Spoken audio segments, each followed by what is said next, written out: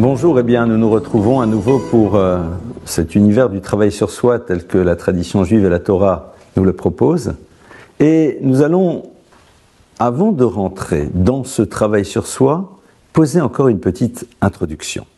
Celle-ci, c'est un texte d'un maître très célèbre qui s'appelait Rabbeinu Yona de Gérone, un contemporain de Maïmonide, et qui nous dit la chose suivante.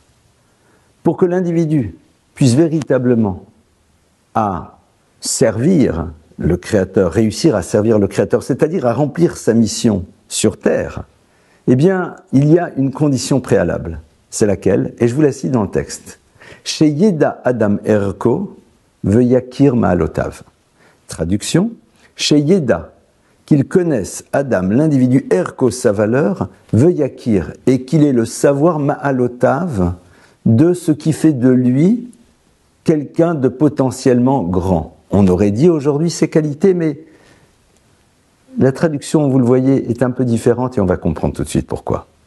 Tout d'abord, chez Yeda Erko, qu'il ait le savoir de sa valeur. Le terme qu'utilise ici ce maître est très intéressant. Yeda, qu'il sache. Ce mot-là est utilisé par la Torah pour la première fois lorsque l'on parle de tout ce qui a trait à l'univers de l'intime entre l'homme et la femme. En effet, lorsque Adam rencontre Ève pour la première fois dans l'intimité, le texte nous dit « Vayeda Adam et Travaishto ». Adam connut Ève, son épouse. Non point que la Torah ait peur des termes, mais elle nous apprend ici quelque chose de fondamental. Car en effet, c'est Ève, son épouse, c'est-à-dire un lieu dans lequel il y a une rencontre entre deux êtres qui se sont engagés l'un vis-à-vis de l'autre, au niveau du concept. C'est cela que ça représente. Et on a ici un triple dialogue. Le dialogue des corps, des cœurs et des âmes. Vayeda. À ce moment-là, on connaît l'autre, on sait l'autre. Il y a quelque chose qui se passe que l'on ne peut peut-être pas mettre en mots. Eh bien, il en est de même de l'individu par rapport à lui. Chez Yeda Erko.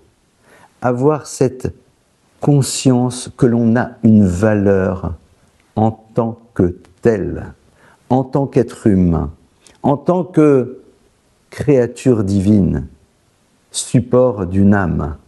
Et ça, c'est le point de départ. Yeda Erko, nous avons une valeur en tant que tel, en tant qu'être humain, quelle que soit notre origine, quelle que soit notre histoire. Nous devons être dans cette conscience-là. Et dans un second temps, yakir, que l'on connaisse, que l'on puisse identifier, ma'alotav. Alors c'est intéressant parce que si c'était ces traits de caractère, on aurait utilisé un autre terme, le terme de midot. Midot, c'est le terme que la Torah utilise pour désigner les traits de caractère. Ma'alotav provient de la racine alia. Alia, c'est grandir, au fond. Connaître la totalité de tout ce qui constitue notre personnalité, aussi bien de nos qualités que nos défauts. Pourquoi? Parce que nos défauts sont le support à notre grandeur dès lors que l'on voit dans leur présence un défi.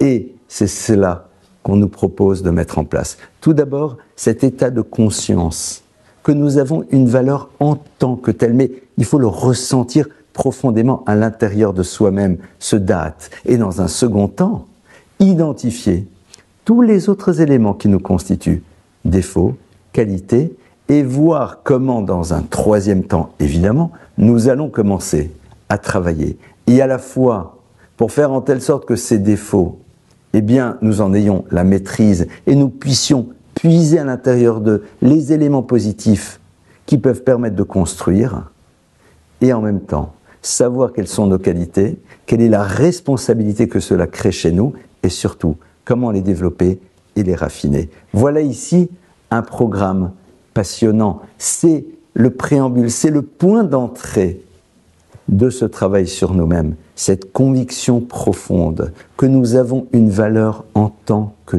telle. Et ce savoir de tous les éléments qui nous constituent, ça prendra du temps évidemment. Et voir à l'intérieur de ce que l'on croit être parfois des défauts, des propositions de grandeur, parce que ce sont des défis qui nous attendent, de voir dans ces qualités, qui sont des cadeaux que l'on a reçus, la possibilité maintenant d'agir, de se raffiner et de grandir. Alors, bon travail, bon courage.